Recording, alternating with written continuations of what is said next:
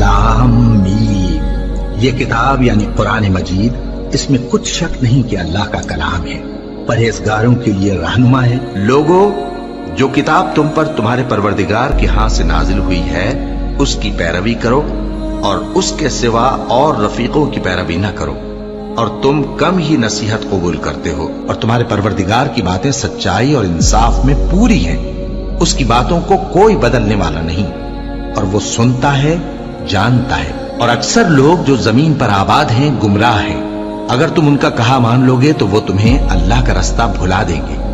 ये महज गुमान के पीछे चलते और निरे अटकल के तीर चलाते हैं। तुम्हारा परवरदिगार उन लोगों को खूब जानता है जो उसके रास्ते से भटके हुए हैं, और उनसे भी खूब वाकिफ है जो रास्ते पर चल रहे हैं। भला ये कुरान में गौर क्यों नहीं करते?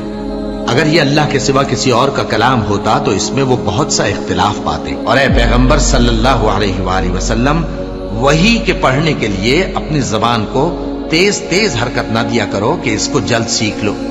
इसका जमा करना और पढ़ाना हमारे जिम्मे है। सो जब हम इसे पढ़ा करें तो तुम उसको सुना करो और फिर उसी तरह पढ़ा करो। फिर उसके मानी का बयान भी हमारे जिम्मे है। और अपने परवरदिगार की किताब को जो तुम्हारे पास भेजी जाती है पढ़ते रहा करो। उसकी बातों को कोई बदलने वाला नहीं, और उसके सिवा तुम कहीं पनाह भी नहीं पाओगे।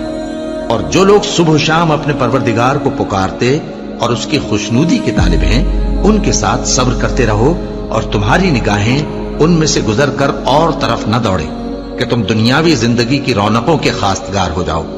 और जिस शख्स के दिल को हमने अपनी याद से गाफिल कर दिया है और वो अपनी ख्वाहिश की पैरवी करता है और उसका काम हद से बढ़ गया है, उसका कहा न मानना। और कह दो कि लोगों, ये कुरान तुम्हारे परवरदिगार की तरफ से बरहक है, तो जो चाहे ईमान लाए और जो चाहे काफिर रहे।